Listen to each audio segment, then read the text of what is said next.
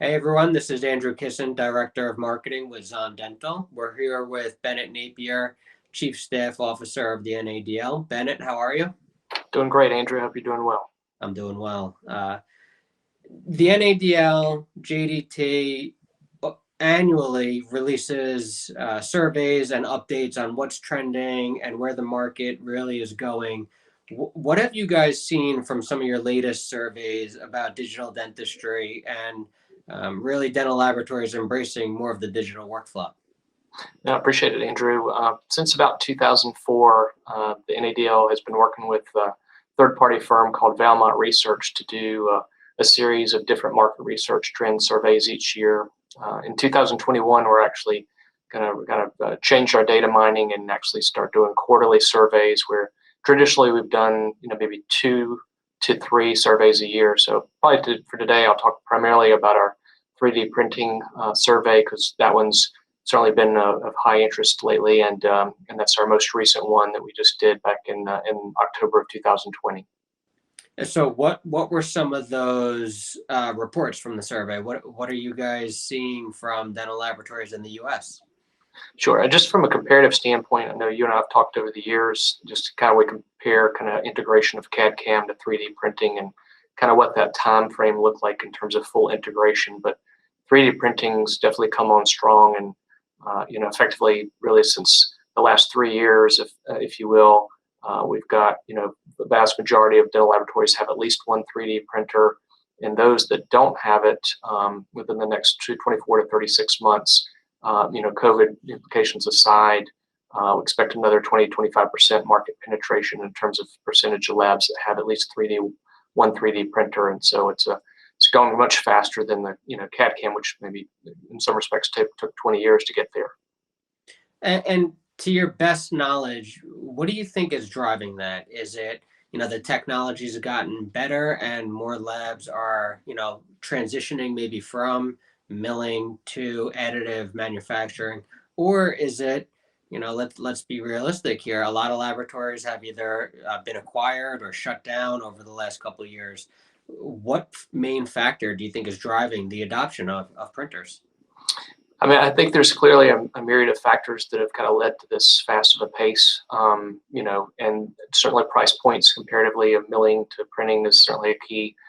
Certainly just the aspect of comfort, in the standpoint of people, got through the CAD/CAM process in terms of that integration, and 3D printing, although it's a different type of technology, it's still digital workflow, just using a different tool. And so they're more equipped to understand, okay, what's the process, the learning curves look like, obviously using different materials and technology, but the workflow and the kind of how you approach integration is somewhat the same in terms of how you bring it in and blend it into your environment. So I think that's helped clearly. And certainly I think just the manufacturer supplier community has, I think, also learned from CAD/CAM just in the standpoint of how to communicate things more effectively, and how to improve training processes, and certainly the customer service aspect. I mean, just the ability for technology on the software side, where many of the systems out there can troubleshoot before the user even knows something's going on. So that's also helped people kind of just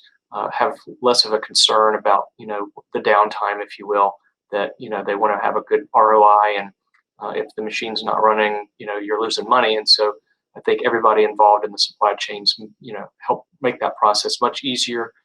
Nothing's ever perfect, but I think it's much better than it was 10 or 15 years ago. And so I could say some of the barriers, if you will, or perceptions of concern, they're just less present or visible than they used to be.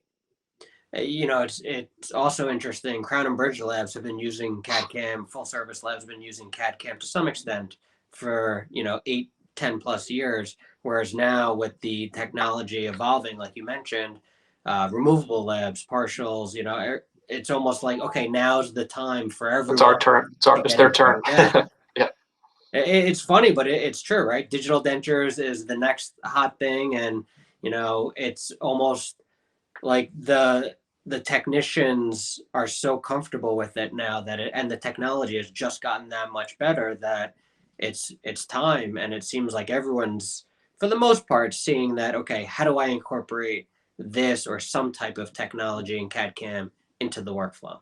Yeah, absolutely. I mean, it's obviously just in terms of Crown and Bridge. I mean, it's still on the 3D printing. I mean, Crown and Bridge is 75% are using it for models and things of that nature. Another 50% are using it for surgical guides. But like you said, the removal side, just dentures with base and teeth, we're already at basically 30% of the labs are using it for that purpose, and expect that's going to tick up pretty quick, just given again the transitions with suppliers as it relates to just getting better materials and technology, keeping a pace kind of parallel to each other.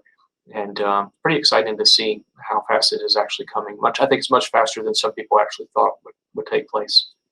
So, from the survey results, what seemed to be the biggest takeaway in terms of maybe the applications or indications that technicians or dental laboratories were either doing today or looking to do in the future? Was there one, it needs to be speed or it needs to be accurate, and then, oh, by the way, I want it for night guards? Sure. I mean, I think certainly the piece that we're seeing the most, is clearly the customer service component to it, just in terms of again, mitigating the downtime and just what that process looks like from a workflow standpoint. So I think some companies have gotten very good at that, and that's kind of we look from a net promoter score type standpoint. There's a lot of companies that are doing great things and building a very loyal following, which is great. And just like we saw with CAD. Depending on what they're trying to do in their laboratory, they generally have more than one brand, and so that's interesting to see that. So it's not much different than CAD/CAM or other technology. It comes down to consistency of finished product, and then just reliability, just in terms of any what's the average downtime and things like that. So that's been very interesting to watch how that plays out. And like I said, we all learned a lot from CAD/CAM and are been able to apply this to the printing side. In an industry that's gone through a couple revolutions, with zirconia and CAD/CAM, what do you think is next, and will really change or evolve dental technicians and laboratories for the future? Is there anything that you're seeing, when maybe this comes to fruition, the market might continue to evolve or go through that next phase? I guess to some extent, I would look at COVID-19 just in terms of as it relates to anything that you can, and part of it just goes back to lean manufacturing. But if you add COVID on top of that, and just in terms of things that you can do where you could kind of maybe remove steps in the process in terms of the hand touch, and what that means in terms of just infection control and cross contamination, those types of things, where you can use a tool to help you do those things. I think it just provides another opportunity for technicians to broaden what they want to do, and effectively make it make it faster and less concern for errors and kind of the hand quality control issues that we had with analog and technology. If you have to know what you're doing in terms of the science behind it, but you use the tool correctly, you're going to get the same thing every time. That's really key to getting it out and increasing your bottom line, and also delivering much better, higher quality care.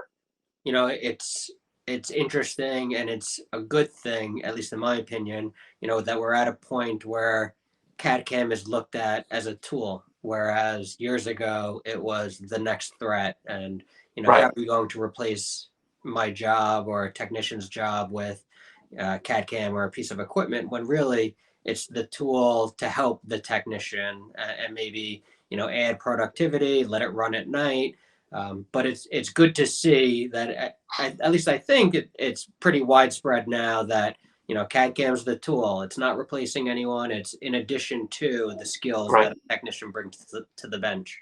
No, absolutely. I mean, we didn't ask this question on the last 3 years of our 3D printing survey, but we did ask it over the years for CAD/CAM, and I expect we'll start to do that with 3D printing once it's been in the marketplace for another 5 years or so. Just over the years, we saw how CAD/CAM, and we asked the question specifically, how did the finished device, if you will, the analog versus digitally produced CAD restoration compare in a quality standpoint, and not aesthetic quality, but just product to fit, form, and function. And over the years, CAD/CAM became equal to or greater than an analog produced restoration. So like you said, as long as the person's got the science behind it and understands how to best use the tool, technology does the work for you and gives you a better outcome. So don't expect that's going to change with any other new technologies that we have that come in and that will emerge, now and in the future. Bennett, really appreciate the time. Continue to look forward to what you and the NADL bring out to the industry. And quite honestly, look forward to seeing you back in person at one of the next shows.